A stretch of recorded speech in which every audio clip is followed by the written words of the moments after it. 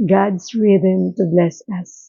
Tamang oras at paraan ng Diyos sa pagpapala. Ito po ang ating topic ngayong umaga sa ating pong Daily Devotion Live dito po sa ating Mavs TV at sa God Loves You. Napakaganda po ng ating pag-aaralan ngayon at ang ating verse na pagninilayan ay matatagpuan po sa Mark 2 verse 27. Magandang umaga po sa inyong lahat. This is your Ate Mavs and welcome po sa atin pong Daily Devotion Live dito po sa Ate Mavs TV at sa God Loves You Facebook page at sa ating YouTube channel, Ate Mavs TV. Magandang umaga po. Samahan po ninyo ako sa atin pong devotion at sabay-sabay tayo na matuto sa ituturo ng ating Diyos na buhay. Sige po, buksan na po natin ang ating Bible sa Mark 2 verse 27.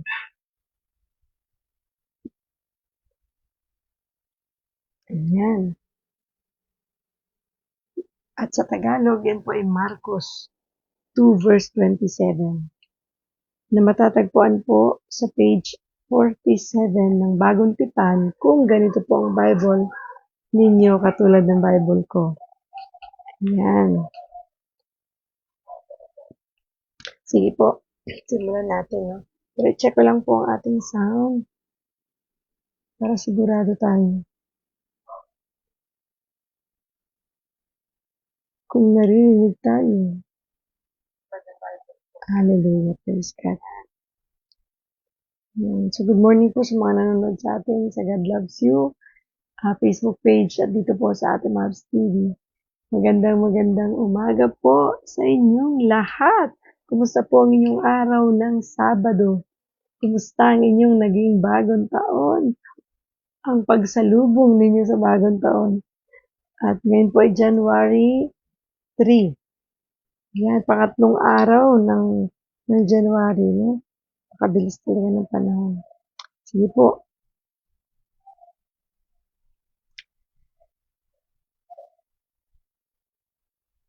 Buksan na po natin buksan na ba ninyo ang inyong Bible? Good morning, Ate Ella.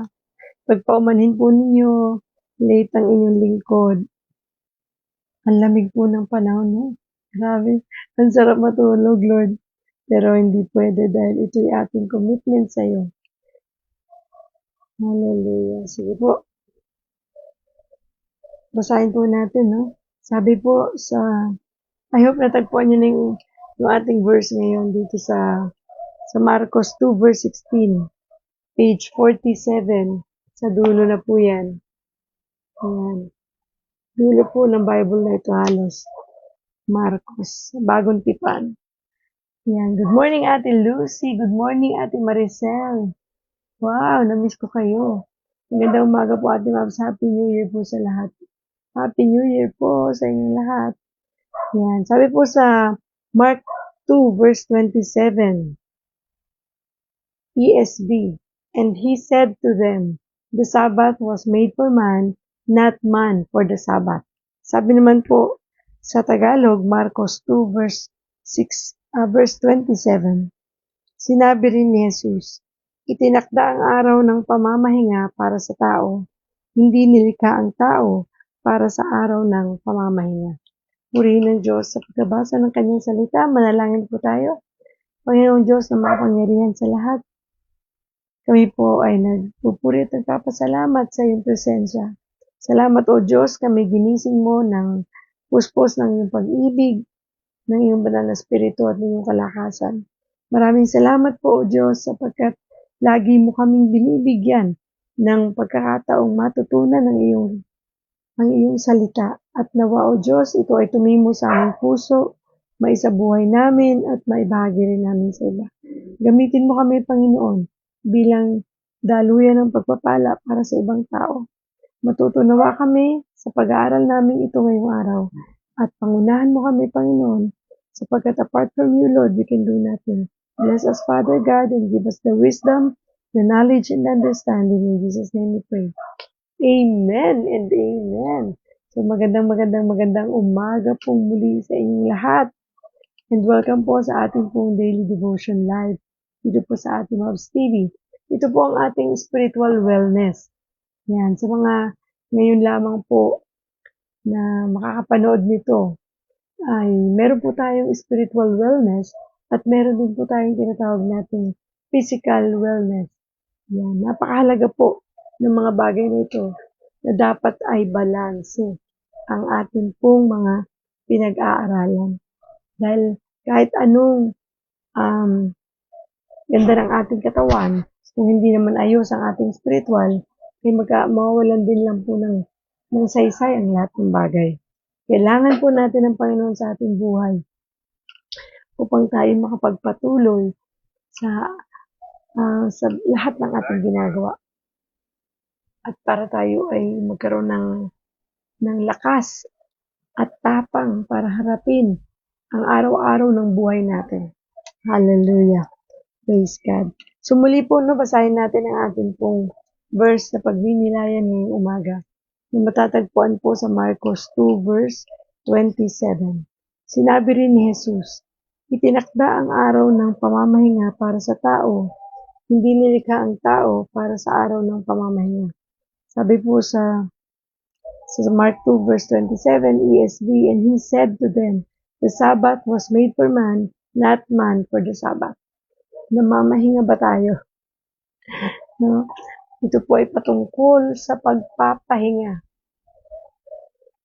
Sabbath is rest, no?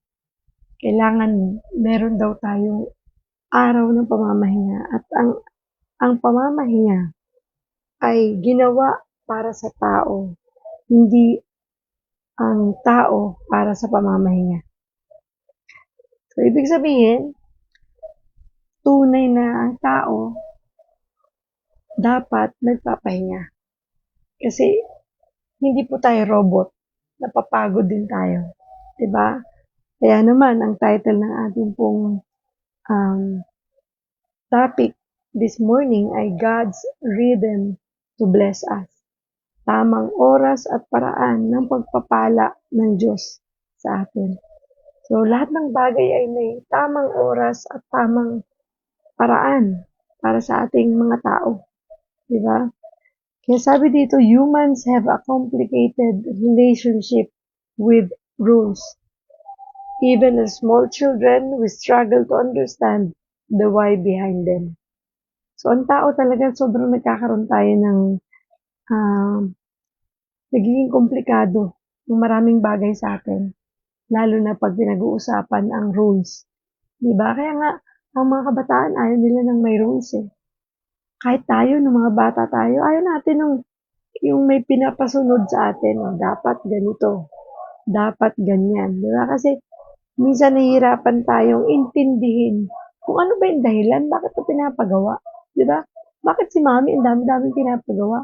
Bakit si daddy ang dami-daming kailangan gawin? Pagising pa lang sa umaga, dapat magligpit ng higaan. Pagising sa umaga, dapat ganito. Ang daming rules, no? Bawal yung ganito, hindi dapat yung ganyan. Marami tayong mga bagay na hindi natin nauunawaan noon na kung babalikan natin, ay, kaya pala.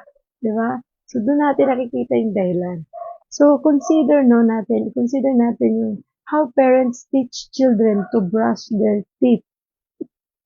Napakasimple na example natin. Pag-toothbrush. And reminding them morning and night. Diba nakakairita yun, no? Para sa bata. Bakit ba ang kulit ni mami?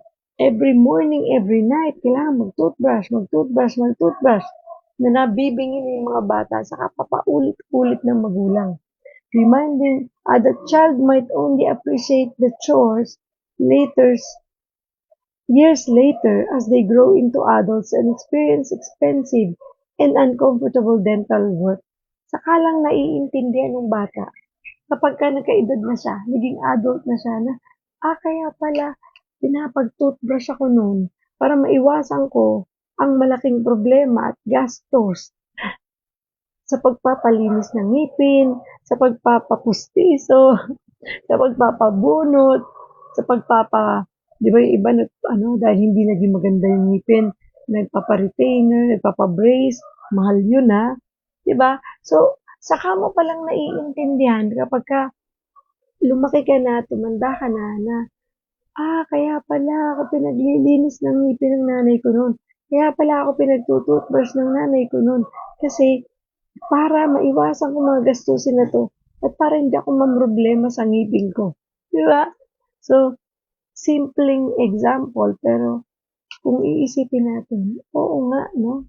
Totoo yung sinasabi ng, ng ating pinag-aaralan ngayon.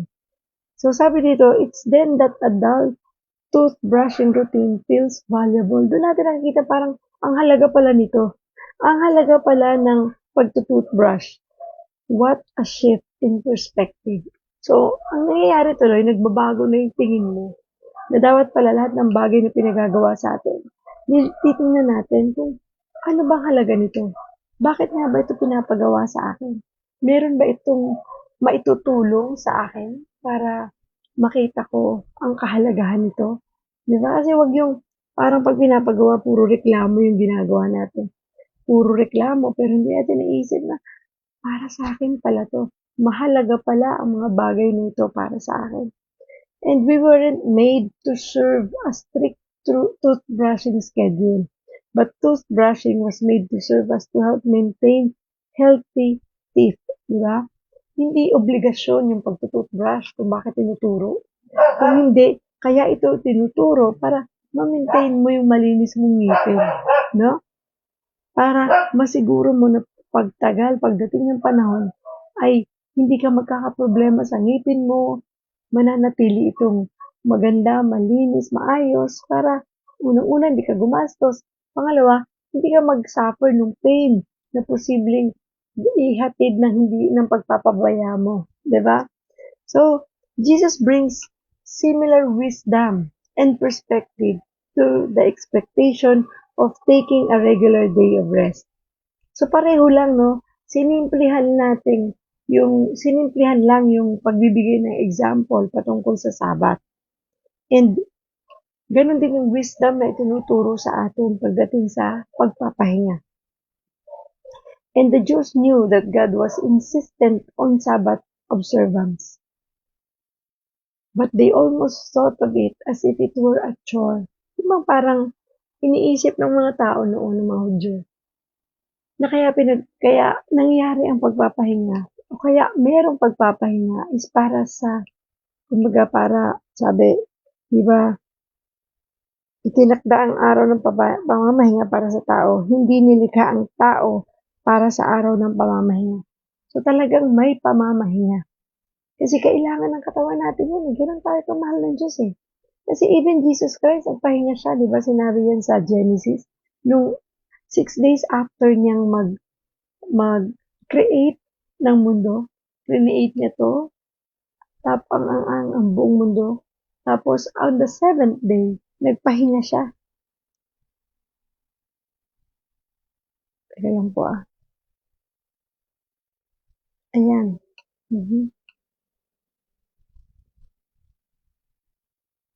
Di ba nagpahinga si Jesus Christ? Ay, si God. Kung si God nga nagpahinga on the 7th day, ikaw kaya, kumusta ka sa buhay mo? Nagpapahinga ka rin ba? Di ba? Kasi minsan, kailangan pa ba magpahinga? Di ba? Kasi ang dami ko kailangan gawin. Hindi ko na nga mapagkasya yung oras ko, magpapahinga pa ako. Tsaka walang panahon para magpahinga kasi kailangan kong kumita, kailangan kong magtrabaho, kailangan kong kumilos. Di ba? Sa totoo lang, binigay ng Diyos yung kapahingahan na yan para sa atin, para tayo ay magkaroon ng oras para sa Panginoon. Kasi yung time na magpapahinga ka, yun yung time na you can talk to the Lord, you can pray, you can read the Bible, di ba? Kasi pag sobra ka, bakit tayo pinapaalalahanan ng Diyos sa pamamahinga is kapag sobra na tayo sa dami ng ating ginagawa, diyan din nakakakilos ang kaaway para gawin tayong busy, para mailayo tayo sa Diyos. Napansin nyo, kapag kayong sobra tayong maraming ginagawa, nakakalimutan na natin magdasal. Nakakalimutan na natin magbasa ng Bible. Nakakalimutan na natin bigyan ng pansin yung patungkol naman sa ating sarili. Di ba? Even yung ating sarili napapabayaan natin kapag tayo hindi nagpapahinga. Gano'n tayo kamahal ng Diyos para paalalahanan tayo sa ganitong bagay. Ang pamamahinga ay hindi, ginawa ng Diyos para isang rule na dapat gawin mo 'yan, ito sundin mo 'pag hindi mo ginawa 'yan, 'di ba? Parang ang laking kasalanan. Sa totoo lang, dapat makita natin, anong dahilan bakit ako pinagpapahinga, 'di ba? Kasi sa pagpapahinga, do'n ka nakakapag-isip, doon ka nare-recharge, doon ka nagkakaroon ng peace, 'di ba? Napansin niyo, yung taong sobrang wala ng pagpapahinga sa buhay, nakakaramdam ng parang pagod na pagod na pagod, na parang nabu-burnout, exhausted, na parang ayoko na. Yung mga times na gusto mo nang mag-give up, yung times na parang wala na bang ibang gagawin kundi ito, 'di ba? Yung parang imbis na magpatuloy ka, aayawan mo na dahil nabuburaot ka na, sorry sa term ko, yung mga parang sagad ka na, is kasi wala kang pahinga. Kaya nga, ang Diyos nagpahinga eh, kasi napagod din siya eh, 'di ba? Diyos yun ha, Diyos na siya. How much more ikaw na tao? Hindi mo binibigyan ng pagkakataon ng katawan mo makapagpahinga. Kaya nga, even sa trabaho, laging may day off, di ba? Pinagde-day off yung mga trabahante. Kasi, kailangan nilang magpahinga. Hindi po pwedeng puro trabaho, trabaho, trabaho. Kasi hindi ka na magiging effective. Hindi ka na magiging effective. Kasi wala ka ng panahon para magpahinga. Wala ka ng panahon para mag-isip. Wala ka ng panahon para makakuha ng bagong wisdom. Kasi you're not resting your body, yourself, your mind, your soul, your spirit, diba? Your organs. Kaya marami tao nagkakasakit. Not only because pinabayaan nila yung katawan nila pagdating sa pagkain dahil hindi na nag-exercise, but because pinabayaan nila ang sarili nila na hindi na sila nagpapahinga. Kaya huwag kang magtaka isang araw nagkasakit ka kasi hindi ka na pala nagpapahinga. Hindi mo na binigyan ng ang katawan mo na magpahinga. Yung oras ng tulog, ginawa mo pa rin oras ng trabaho. Di ba? Imbis na ikaw ay nagpapahinga, nagtatrabaho ka pa rin. Why? Anong dahilan? Di ba? Kasi dahil ba sa sobrang pag-aalala na baka hindi ko makuha yung dapat kong makuha, kaya kailangan kong magtrabaho ng magtrabaho. Yung ibang term nila, humataw. Na para bang may hinahabol ka ba? Di ba? Tama lang yung minsan kasi meron kang mga tina-target, meron kang goal, meron kang gustong tapusin. Pero lagi mong tatandaan, wala namang mababago.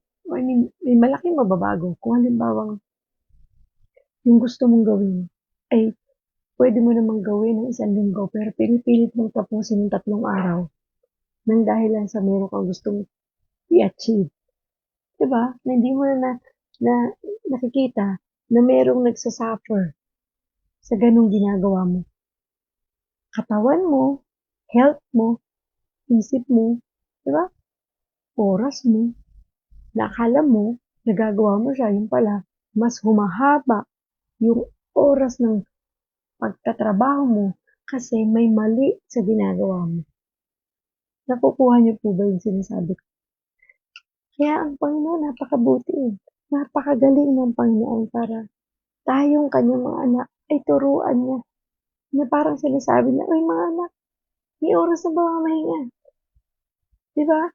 Hindi ko mo sinabi na ito yung oras ng pamamahinga, ito yung may oras ka para magtrabaho, may oras ka para mamahinga, eh, hindi mo na gagawin magpahinga, puro trabaho na lang. At pwede rin naman na habang ikaw ay nagpapahinga at pwede ka pa rin magtrabaho, pwede mo pa rin gawin yun, makakapag-adjust yung katawan mo. Kaya lang minsan hindi mo na magawa yun kasi masyado mo nang nilunod ang sarili mo sa mga bagay na dapat mong gawin. Na puro trabaho, trabaho, trabaho, wala nang pagpapahinga. Kaya tuloy, anong nangyayari? Mas lalong bumibigat, nagiging burden. 'Di ba? Ang buhay. Kaya ang daming tao nagrereklamo. Ba't ganito ang buhay? Ba't ganito?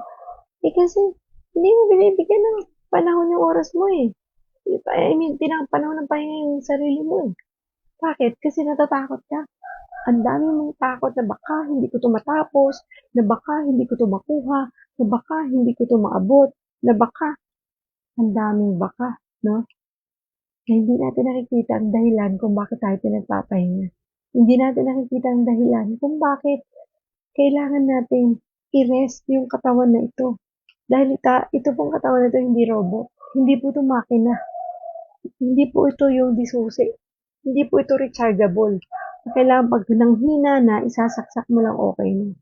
Ang malungkot pa yung kapahingahan hinahanap natin, minsan di naman natin natatagpuan o hinahanap sa kapahingahan natin sa Panginoon, kung hindi kapahingahan pa rin sa mundo. Kaya kahit nagde-day off ka na, pero yung kapahingahan mo, hinahanap mo pa rin sa mundo, hindi mo pa rin matagpuan. Diba? Minsan, rest day mo na. Bakit gano'n? Nag-rest day naman ako ng isang araw, pero bakit parang hindi pa rin ako nakakatagpo ng, hindi pa rin ako napahinga. Di ba? Minsan, 2 days na nga yung day off mo, hindi ka pa rin napahinga. Kasi yung kapahingahan hinahanap ng ating puso at isip, ay hindi lang naman yung pahingang itulog, pahingang pamamasyal, pahinga na mag-bond with the family. Yes, kapahingahan din naman ang lahat ng yun. Kapahingahan manood ng TV, manood ng Netflix.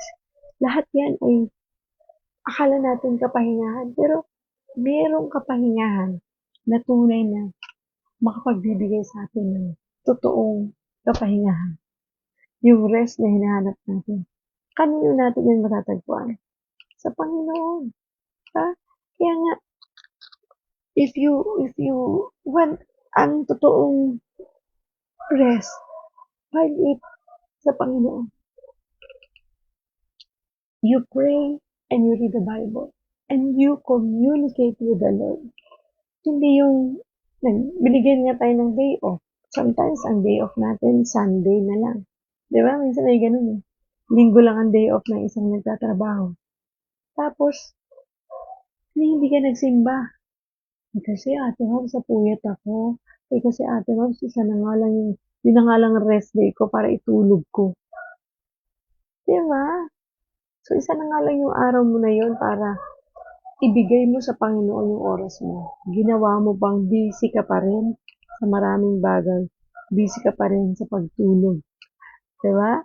So, good morning po sa lahat ng nanonood ngayon. Good morning, Ate Marilyn, Ate Jenny. Ayan, magandang umaga. Kayo po yung nanonood ng spiritual wellness natin, no? Kailangan po natin ng spiritual wellness, ng kalakasan ng ating spiritual, kung kaya't meron tayong daily devotion every morning at 6:30 ng umaga. Yan. So, I'm so blessed.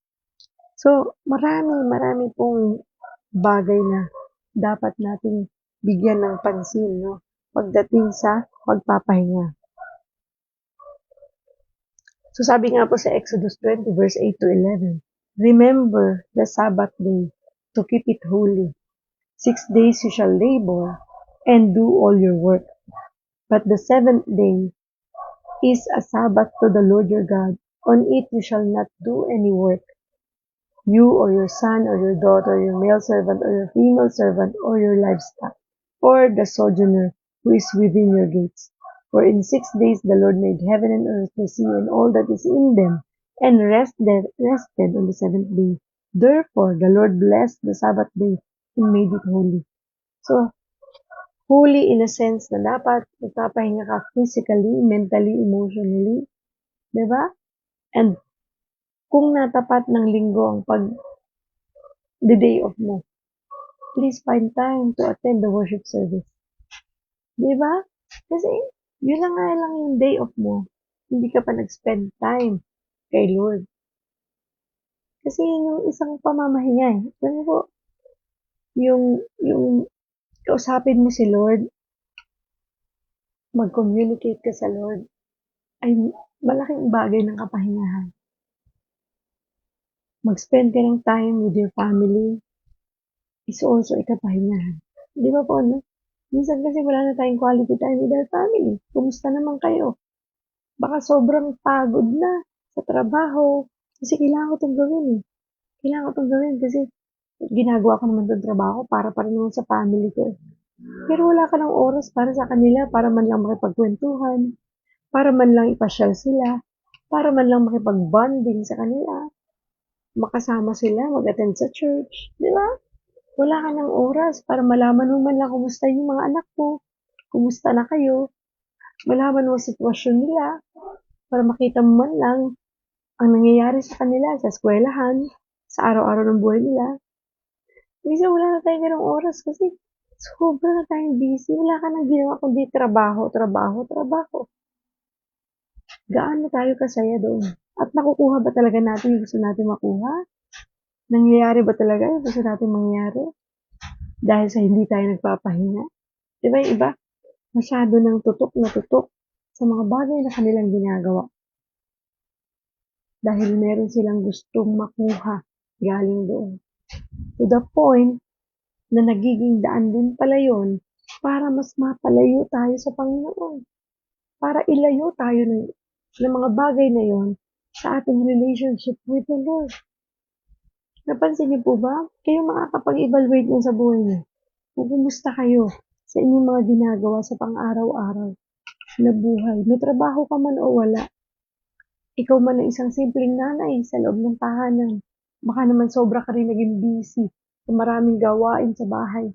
Nakalimutan mo na rin na meron ka palang asawang dapat asikasuhin, meron ka palang anak na dapat intindihin, not only yung kanilang pangangailangan sa mga bagay na baon nila, damit na lalaban, kung hindi yung bonding ng pakikipagkwentuhan din sa kanila. 'Di ba? Kasi minsan masyado na tayong nababalot ng maraming activities sa buhay natin. O hindi lang diyan nangyayari yan. Maging sa ministry. Minsan, sobra ka ng busy sa church. Doon ka na halos tumira. Wala ka ng oras para sa sarili mo at para sa pamilya mo. Kaya naman, nagkakasakit. At ganoon, Lord, naglilingkod na ako sa'yo, nagkakasakit pa rin ako. Eh kasi kailangan lahat ng bagay balanse. Lahat ng bagay nilalagyan ng tamang oras. So pag hindi mo nilagyan yan, ikaw din magsasuffer niyan. At hindi lang ikaw, magsasuffer din pati pamilya. Minsan hindi mo iniingatan yung katawan mo. Hindi mo iniingatan itong templo na pinahiram ng Diyos sa'yo. Itong templo kung saan naninirahan ng banal na spirito. Inaabuso mo. Di ba? Sa sobrang mong kabisihan, hindi ka na nagpapahinga, hindi ka na kumakain sa oras, hindi pa tamang pagkain ang kinakain mo kapag oras ng pagkain, kasi nga lahat ng oras nagmamadali ka. Lahat ng oras minamadali mo. Kaya tuloy, napapabayaan mo na yung katawan mo. Ano ang ending? Magkakasakit ka. Pag nagkasakit ka, domino effect yun. Pag nagkasakit ka, hindi ka na makapagtrabaho. Maa-absent ka. Pag na-absent ka, wala kang sweldo. O mababawasan ang sweldo mo. Pag napa-absent ka, nabawasan ang sweldo mo, liliit ang kita mo. Maliit din ang maibibigay mo sa pamilya mo. Maliit din yung maibibigay mo pamalengke, pangkain. Kasi pinabayaan mo yung katawan mo. Dahil sa sobra mong kasipagan, hindi ka nagpapahinga. Minsan mga simpleng bagay na pangyayari sa buhay natin, hindi natin nakikita eh. Binigyan ka ng Diyos ng trabaho, hindi para abusuhin ang sarili mo, hindi para pagurin ang sarili mo, kundi para ipagkatiwala mo sa Diyos ang lahat ng iyong ginagawa. Ang trabaho mo, ipagkatiwala mo sa Diyos. Bakit ka masyado nagpapakapagod dyan? Yan na lang ba ang buhay mo? Yan na lang ba? Pag wala na yan, wala na? Mamamatay na lahat? Diba hindi naman? Huwag mong masyadong idepende ang buhay mo sa mga bagay na kung anong meron ka. Remember, pinag-aaralan natin kahapon, everything in this world are temporary. Diba? Ang buhay mo ay hawak ng Panginoon. Huwag mong pagurin ang sarili mo sa mga bagay na temporary. Dahil ang buhay natin ito ay eternal, lalo na kung ikaw ay anak ng Diyos. Alam mo kung anong future mo. Alam mo kung sino ang may hawak ng buhay mo. So bakit ka masyadong ngarag na ngarag sa mga bagay na ginagawa mo. Relax lang, hinay lang. Huwag kang masyadong magpakapagod sa mundong ito na temporary lang. This is not our permanent home. Dadaan lang tayong lahat dito. Ibig mo ba sabihin, Ate Mabs, hindi na ako magtatrabaho? Magtatrabaho ka. Pero huwag mong patayin ang sarili mo sa pagtatrabaho. Dahil lamang may gusto kang maabot, may gusto kang marating, may gusto kang makuha. To the point na nakakalimutan mo na kung sino ba talaga ang tunay na nagbibigay ng pagpapala at ng mga pangangailangan mo sa buhay. Diba? Hindi nakakalimutan na natin eh. Oo nga pala, si Lord nga pala ang provider ko. Si Lord nga pala ang magbibigay sa akin ng lakas.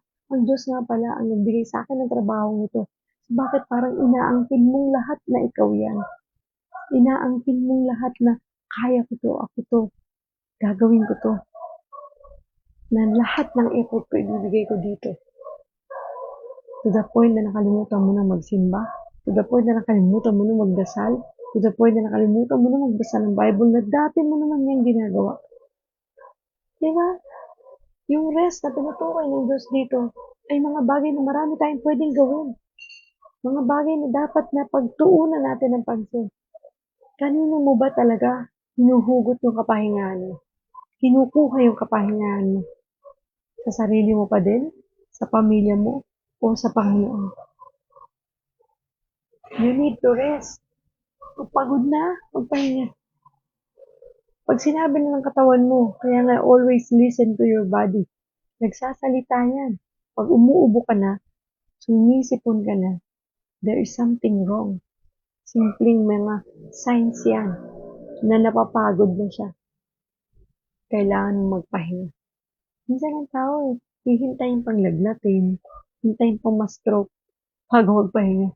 Ako po talaga, ang taong dati tinatawag na ako ng mga kaibigan ko, mga kakilala ko, even my family, ang babaeng walang pahinga. Kasi ako talaga yung taong hanggat kaya ko, kikilos ako. Hanggat kaya ko, gagawin ko lahat for my family to provide their needs. Katuwang ng asawa ko. Hindi po ako yung asawa na sa bahay lang. Talagang career woman po ako. Business woman. Lahat. Papasukin ko. Makatulong lang ako sa asawa ko. Na nakakalimutan ko na tao pala ako. Na hindi ako may-ari ng katawan ko, kundi ang Panginoon. Na sige-sige lang ako. At nung ako'y na-stroke, doon ko nakita na nagpapahinga ako ng Lord. Buti na lang yung pahingang ginawa ng Lord sa akin. Hindi pa yung natuluyan ako magpahinga 6 feet below the ground. Thank you, Lord. Sabi ko nga, salamat, Panginoon. Kasi hindi pang ganong klase ng pagpapahinga yung binigay mo sa akin. Kung hindi, tinuruan ako ng Diyos na ang buhay ay hindi mo hawak. Hindi ikaw may-ari niyan. Merong nagmamay-ari sa'yo, kundi ang Panginoon lang. Na ang buhay mo sa Kanya mo'y pagkatiwala. Na hindi yung ubusin mong lakas mo sa mga bagay na ginagawa mo sa mundo at kalimutan mo na siya. Kasi ganun po ako magtrabaho eh. Ako po nung magtrabaho nung araw, talagang to the max. Walang sa akin, oras-oras. Yung overtime, bayaran mo ko, hindi gagawin ko yan. Alam mo, ganun ako ka-passionate sa lahat ng bagay na ginagawa ko. Ganun akong magbigay ng oras ko doon. Na nakakalimutan ko na, teka muna, kailangan pala maging balance yung buhay ko. Kailangan ko rin pala magpahinga. At kailangan ko din isip si God. Kasi yun talaga ang tunay na susi eh. Seek God first. Diba? Seek ye first the kingdom of God and His righteousness. And all these things shall be added unto you. Yun yung bagay nakakalimutan ko na madalas at nakakalimutan ng maraming tao. Nang dahil lamang sa sobrang kabisihan natin. We need Jesus Christ. Na dapat siya yung sentro ng lahat ng ginagawa natin. Kaya nga, whether you eat or drink, do it all for the glory of God. 1 Corinthians 10:30. Diba? Pag wala na ang Panginoon sa sentro ng buhay mo at sa lahat ng ginagawa mo, maniwala ka, madidiskaril. Pag hindi ka na nagsisik ng rest sa Panginoon, maniwala ka, magiging magulo yan. To the point na mababurn out ka, mag-give up ka. Makikita mo na yung negatibo sa paligid mo. Magiging maliwanag na sa'yo yung mga pangit na pangyayari at resulta ng mga ginagawa mo. Kaya ang nangyayari, ayawan na. Magre-resign sa trabaho, kasi napagod na burn out na, kasi nakafocus ka sa kung ano yung meron. Nakatingin ka sa mga nakikita mo. Hindi ka na nakatingin sa mga bagay na hindi mo nakikita. Diba? Kasi yung hindi mo nakikita, eternal yun eh. Pero yung nakikita mo, pwede ka niyang ma-disappoint, pwede ka niyang ma-burn out, pwede ka niyang ma-negative, pwede ka niyang umayaw, at maapektuhan ang buhay mo. Diba? Hallelujah. Praise the Lord. Ang ganda ng sound ko. So, dapat mag-focus tayo sa mga bagay na hindi natin nakikita. Dahil yung mga bagay na nakikita is everything na yan ay temporary. At huwag tayong magpapa-apekto sa mga bagay na yan. Huwag tayong magpadala. Diba? Na inuubos niya ng oras natin. Kaya naman tayo ay masyadong naaapektuhan kung kaya't may maayos kang trabaho, magre-resign ka. Kasi bakit? Ang nakita mo na lang doon yung pangit. Hindi mo nakita yung maganda. Sa nangyayari sa'yo. Diba? Minsan, pagbago ka sa trabaho, ang sipag mo, ang ganda na nakita mo yung future mo dito, na magiging ganito ang position mo, magiging successful ka dito, mapoprovide nito ang mga pangailangan ng iyong mga anak. Pero habang tumatagal, na nagpapaka-focus ka dyan sa work na yun, nakikita mo na yung hindi maganda. At doon ka na nagpo-focus. Hanggang sa dumating yung time na nakakainis na yung work mo, nakakapagod na, nakaka-burn out na, ayoko na, give up na, resign. Minsan di mo tinitingnan, kailangan ko ba talagang iwanan to? Kailangan ko ba talagang talikuran to? O ipagkatiwala ko to sa Diyos? I-surrender ko to sa Diyos? At hayaan kong Panginoon ang kumilos sa buhay ko, sa trabaho kong ito, nang sa ganun, tumagal pa ako rito. Diba? Kasi hindi po madali maghanap ng trabaho sa mga oras na ito, sa mga panahon na ito. Tapos meron kang trabaho, hindi pinahahalagahan. May negosyo ka, hindi pinapahalagahan. Ang nakikita mo yung negative. Kasi saan ka nakatingin? Sa nakikita. Tumingin ka sa hindi nakikita. Sa faith mo. Sa pananampalataya mo sa Diyos. Na kaya ka binigyan ng trabaho yan, kaya ka binigyan ng negosyo na yan is because mahal ka ng Diyos. Hindi para maging burden yan sa'yo, kundi para maging blessing yan sa'yo at sa pamilya mo at sa mga taong involved dito. Kasi ngayon, hindi ka na nagpapahinga. Diba? Trabaho, trabaho, trabaho, trabaho, walang pahinga. Kaya tuloy, hindi mo nakikita yung pag-ibig ng Diyos sa'yo. Yung presensya ng Diyos sa mga ginagawa mo. Ang nakikita mo na lahat na lang na hindi maganda. Kaya please, find time to rest in the Lord. Find time to rest in prayer, in reading the Bible, in attending worship service, attending Bible study, attending fellowship. Kailangan natin lahat yun para mas tumatag tayo sa buhay natin ito. Kasi kahit anong gawin mo, halimbawa, umalis ka doon sa trabaho mo, lilipat ka sa bagong trabaho.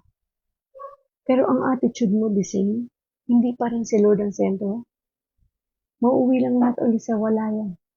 So you need to know, ano ba problema, Lord? Ako ba ang problema o yung trabaho ko?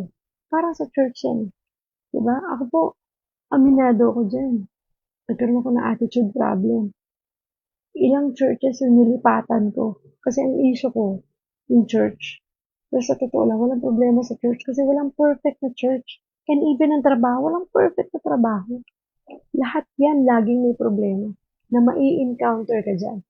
Kahit nga sa church, di ba, na-encounter mo yung problema, nakakakita ka ng mga taong makakapisod sa'yo. Eh kung lahat na lang ng church na pupuntahan mo ay matitisod ka sa mga tao sa paligid nito at hindi ka nakatingin sa Diyos na tunay na pinaglilingkuran mo, eh aalis ka pa rin dyan. Ilang church na po nilipatan ko dahil ang feeling ko sila may problema, hindi ako. Gusto ko sila mag-adjust sa akin. Diba, grabe yung ugali ko. No? Kaya talagang wala ang problema sa church, sa pamilya, sa trabaho, sa negosyo. Baka ang problema ikaw na hindi mo maamin na ikaw ang problema. Diba? Kasi lumipat ka na, ganun pa rin. Lumipat ka ulit, ganun pa rin. Sino may problema?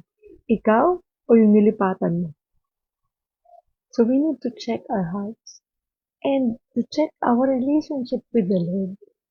That's the best thing na magagawa natin. Kailangan natin tingnan, kumusta ba ako sa relationship ko with the Lord? Kasi kahit anong gawin ko, magpalipat-lipat ako ng church, palipat-lipat ako ng trabaho, ganun at ganun pa rin ang mangyayari niyan kung hindi mo aayusin yung relationship mo sa tunay na nagpapala sa'yo, sa tunay na nagbibigay sa'yo ng nagpo-provide sa'yo, at sa tunay na naglikha sa'yo. Diba? Kasi sa totoo lang ang family, diba? Yan, isa pa yun, minsan, yung pamilya, ang mag-asawa, nainis na sa asawang babae, kaya naghanap ng iba. Nainis na sa pamilya niya, kaya naghanap ng ibang pamilya. Yung pamilya ba ang problema o ikaw? Nagdadagdag tayo ng problema. Hindi tayo naghahanap ng solusyon. The only solution is to rest in God alone. Is to find rest in God alone. Siya lang talagang kapahingahan natin. Kaya nga ang Diyos ay nananawagan na magpahinga ka. Kasi doon sa pagpapahinga mo, sana kausapin mo ko. Sana konsultahin mo ko. Sana kausapin mo ko sa pamamagitan ng aking mga salita. Magdasal ka at alamin mo kung sino talaga may problema. Diba? So find time to rest. Ginawa yan hindi bilang role, kundi ginawa yan para sa tao. Hindi ginawa ang tao para dyan. So, hindi yan option. Hindi yan requirement, hindi rin yung burden, pero kailangan gawin. Dahil sa dahilan na magkaroon ka ng kapahingahan at kapayapaan sa iyong puso. Nakakapagod ang buhay na punong-puno ng stress, punong-puno ng pag-aalala, na ang tanging solusyon lang pala ay ang kapahingahan na matatagpuan natin sa Panginoon. Come to me all you who are weary and heavily burdened, and I will give you rest. Diba sabi ng Panginoon? Sa Kanya lang tayo makakakuha ng kapahingahang hinahanap natin. Pero anong ginagawa natin kung saan tayo naghahanap ng kapahingahan? I hope ang mensahe ng Diyos na ito para sa atin ay bigyan natin ng lalim na makita natin na Lord, hindi lahat ako. Di ba nakakapagod pag ikaw ng ikaw? Yung inaangkin mo lahat, gawin ng lahat ng bagay kasi kaya mo. Aminin na natin na hindi natin kaya apart from the Lord. Kaya mo yan dahil tatay ka, dahil nanay ka, dahil responsibilidad mo mga anak mo.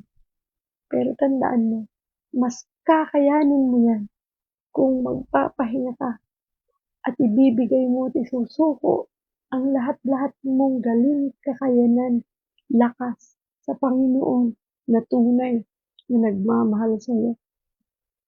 Magugulat ka, mag-iibang perspective mo tulad ng example natin kanina.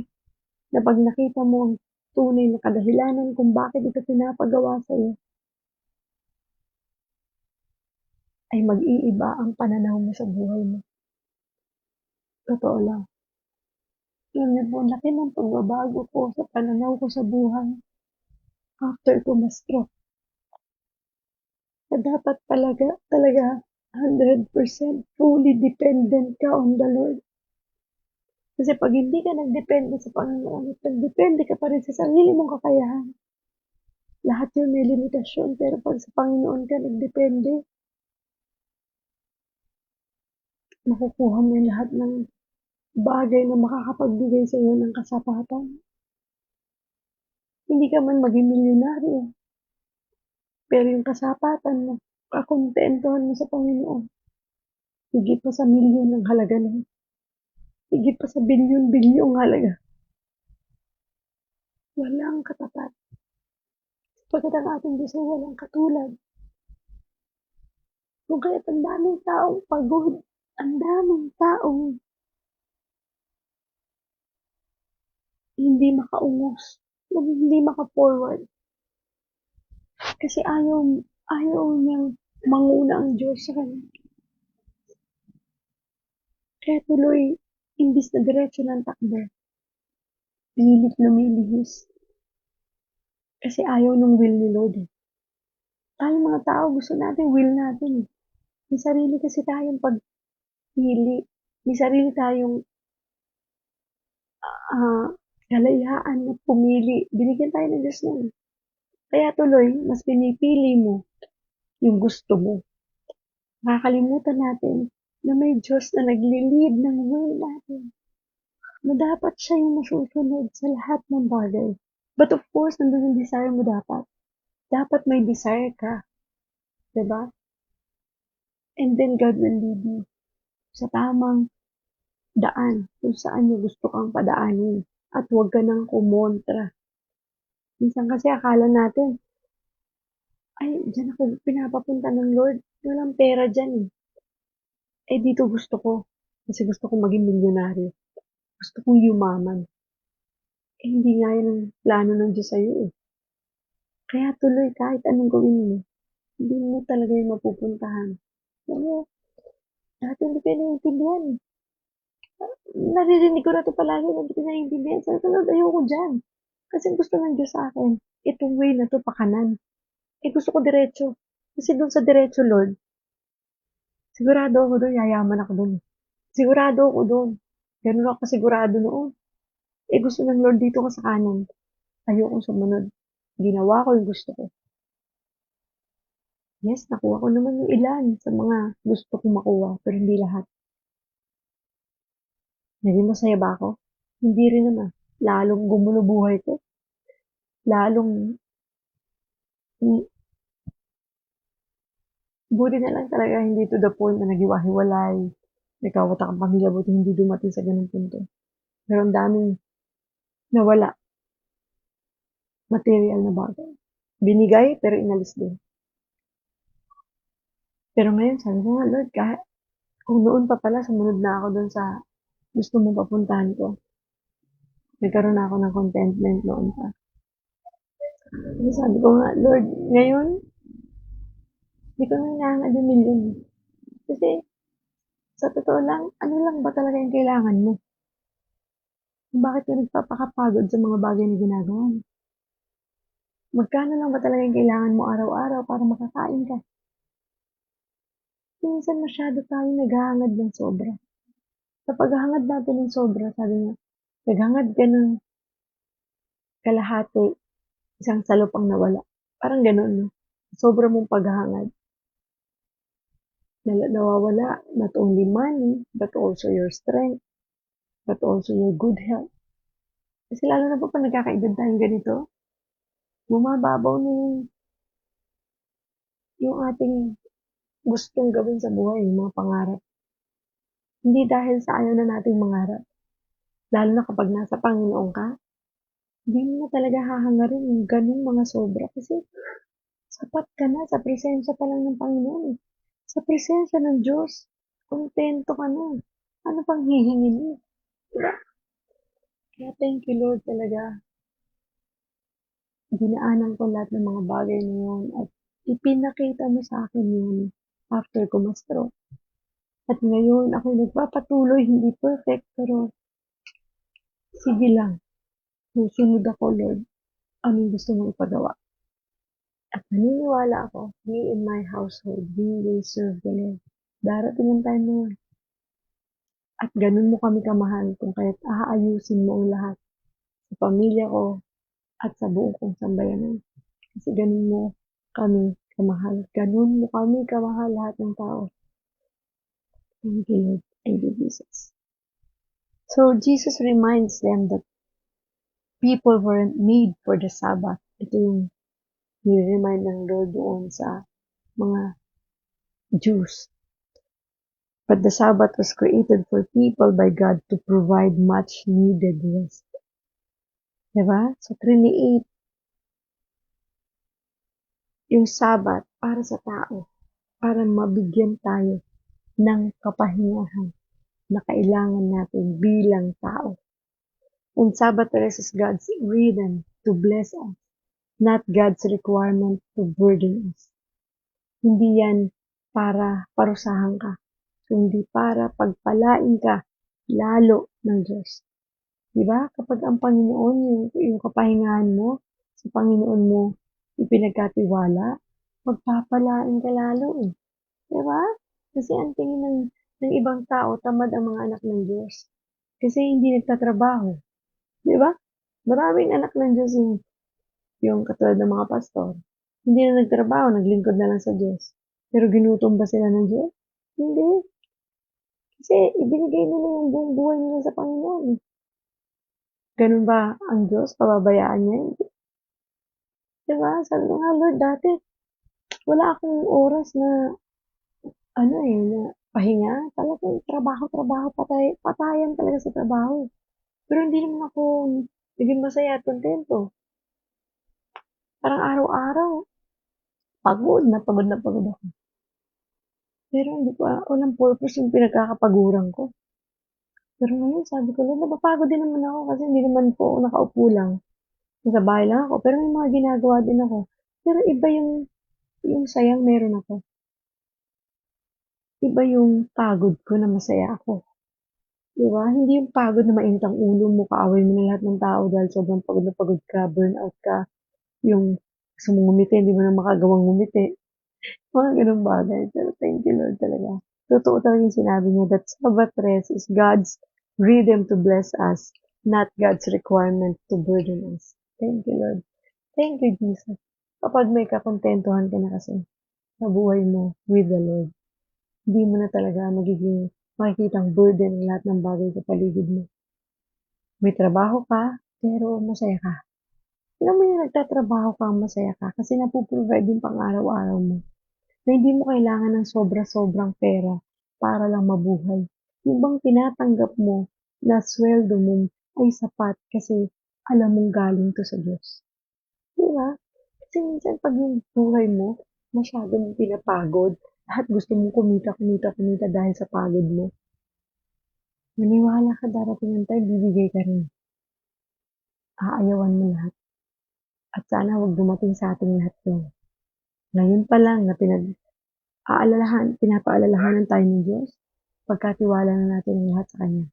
Ibigay na natin ang buong buhay natin, lakas natin, galing natin, kalino natin, trabaho natin, business natin, pag-aaral natin kung estudyante ka, pamilya natin, mga anak natin, lahat ibigay na natin sa Diyos. At hayaan natin siyang kumilos sa ating buhay. Siya magpo-provide. Walang anak ng Diyos na nagutom. Promise. Kasi kung iisipin mo lang yung pagkain mo lang araw-araw, yung may bahay ka namang natitirhan, meron ka namang pera na nagagamit pag kailangan mo. Ano pa ang kailangan pang hangarin? Tapos meron kang Diyos na nag-aalalay sa'yo, nag-aalaga at nagmamahal sa'yo. Ano pa ang hahanapin mo sa buhay mo? Diba? Natuwa nga ako dun sa isang interview, nabanggit ko na to dati. Yung interview siya kung kailan niya natanggap yung unang milyon niya. Ang ganda-ganda ng sagot niya. Natanggap niya ang kanyang unang milyon nung tinanggap niya si Kristo bilang Diyos at tunay niyang tagapagligtas. nung siya ay nagkaroon ng personal na relasyon sa Diyos, nung pinagkatiwala niya at sumunod siya sa kalooban ng Diyos, doon niya natanggap ang unang milyon niya. Not in terms of pera, but in terms of contentment in life. Na ang buhay daw niya ngayon, walang katumbas na halaga sa piling ng Diyos ha. Dahil ang buhay niya pinagkatiwala niya na sa Diyos. Walang halagang itatapat dito. Bilyon-bilyon. Bilyon-bilyon man yan. Grabe no? Yan yung tunay na kasaganaang hinahanap natin. Yung presensya ng Diyos. Not in terms of money. Kasi kahit meron ka niyan, milyon-milyong pera, bilyon-bilyon pa, pero wala kang kakontentuhan at wala kang kapayapaan at kaligayahan at kagalakan sa puso mo, lahat yan ay baliwala. Lahat yan ay useless. Useless. Sabi nga ni King Solomon, vanity, vanity, vanity. Everything is useless. All we need is Jesus Christ in our life para tayo magkaroon ng tunay na kapayapaan at kapahingahan sa ating buhay. So how can we know this is true? Jesus is the Lord of the Sabbath. Para mapatunayan natin kung tunay tayong may kapayapaan sa ating puso, tanungin mo ang sarili mo. Si Jesus na ba ang naghahari sa buhay mo? Siya na ba ang may hawak ng buhay mo? And He's the maker and fulfiller of all God's good rules. And He knows that regular rest is one of the rhythms that leads to an abundant life. Yun talaga ang tunay na makapagbibigay sa atin ng abundant life na hinahanap natin. Ang presensya ng Diyos, ang Sabbath ni Jesus Christ. Manalangin po tayong lahat. Maraming salamat po, Panginoon, sa araw na ito. Tunay na buhay ka, dakila at makapangyarihan sa lahat. Maraming salamat sa napakaganda mong mensahe ngayong araw, Lord. Thank you for reminding us again the importance of Sabbath day, ng pamamahinga. Pamamahinga, Panginoon, sa piling mo. Pamamahinga na ikaw ang sentro. Pamamahinga, Panginoon, sa presensya mo. Maraming salamat, Lord, sa buhay ng bawat taong naririto ngayon, nanonood, mga taong makakapanood nito. Sa mga taong wala pang kapayapaan sa kanilang mga puso, nawa, Panginoon, kausapin mo sila sa mga sandaling ito. Na tunay, O Diyos, na ikaw lang ang makapagbibigay nito sa kanila. Kagalingan sa kanilang karamdaman, pag-asa sa kanilang buhay, kapayapaan sa kanilang puso at isipan, at ng kapahingahang matagal na nilang hinahanap ay sa iyo lamang namin matatagpuan, Panginoon. Nawa, O Diyos, sa mga taong hindi pa tumatanggap sa iyo bilang Diyos at tunay nilang tagapagligtas. Nawa, ito na yung pagkakataon na isuko nila ang kanilang buhay sa iyo, Panginoon. Lahat ng kanilang mga kasalanan na ihingi na nila ng tawad sa iyo. Na naway makita nila, Panginoon, ang buhay na ito ay walang kwenta. Kung wala ka sa aming buhay. Maraming salamat, Panginoon.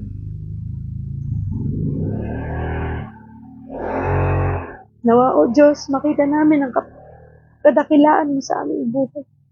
Makita namin, Panginoon, ang aming kahinaan upang makita namin na ikaw ang aming lakas. Nawa, O Diyos, pangunahan mo kami sa lahat ng aming gagawin, sa lahat ng aming desisyon, sa lahat ng bagay na pinaplano namin, Panginoon. At nawa, O Diyos, makita namin ang contentment na sa iyo lamang namin ito matatagpuan. Lord, hindi kayang bayaran ng kahit na anong halaga ang relasyon na meron kami sa iyo. Maraming salamat po, Panginoon, nawa ito ay maramdaman din ng mas marami pang tao. Ng mga taong makakapanood ng devotion na ito. I-bless mo rin, Panginoon, ang ating Mavs TV family, ang God First Christian International Ministry, ang God Loves You Movement Ministry, meron din, Lord, ang Global Life University, ang Pilipinas, ang bansang Pilipinas, Panginoon, patuloy mong ingatan, tulungan, at nawa dumating ang pagkakataon, Lord, ng mga leaders ng bansang ito ay makahanap din at kontentohan sa buhay sa pamamagitan mo, Panginoon.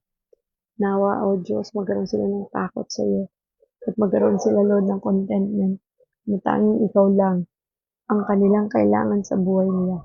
lahat ng tao sa mundo, Panginoon, lalo't higit ang mga taong pinanghihinaan ng loob, ang mga taong nakatingin lamang sa kanilang mga sarili, ang mga taong walang iniisip kung hindi ang yumaman, yumaman, yumaman. Nawa, O Diyos, ikaw lang ang makita nila sa buhay nilang ito, na ikaw ang kanilang kailangan, hindi ang yaman ng mundong ito. Maraming salamat po, Lord, for everything. We love you, Lord Jesus. We praise you and we honor you. And we know, Father God, that you will always be with us, to guide us, to help us, to provide all our needs. In Jesus' name we pray. Amen and amen. Maraming salamat po sa lahat ng nag-join sa ating pong devotion ngayong araw na ito. Nawa po ay magpatuloy tayo sa ating pong paglilingkod sa ating Diyos ng buhay. Huwag po tayong bibitaw sa ating pananampalataya. Kailangan natin ang Panginoon sa buhay natin ito. Maraming salamat and Happy New Year po muli sa inyong lahat. And I hope na samahan niyo ako everyday sa ating devotion, 6:30 ng umaga para sa ating spiritual wellness. Kailangan natin ang Panginoon. Maniwala kahit sa hindi. Thank you, Lord. Thank you, Jesus. Sa mga hindi pa po nag-follow, mag-follow po kayo sa ating pong Facebook page para po pag merong live ay ma-notify po kayo ng Facebook. Ganun din naman, i-subscribe niyo po ang ating YouTube channel, Ate Mavs TV at ang God Loves You. Maraming salamat po sa buhay ninyong lahat. Thank you po. Napakabuti ng Panginoon. Thank you, Ate Marilyn. Thank you, Ate Jenny. Thank you, Ate Maricel Gadi Tantenko, Ate Lucy, Ate Ella. Magandang umaga po muli sa inyong lahat. And God bless everyone. Always remember, God loves you. Bye po.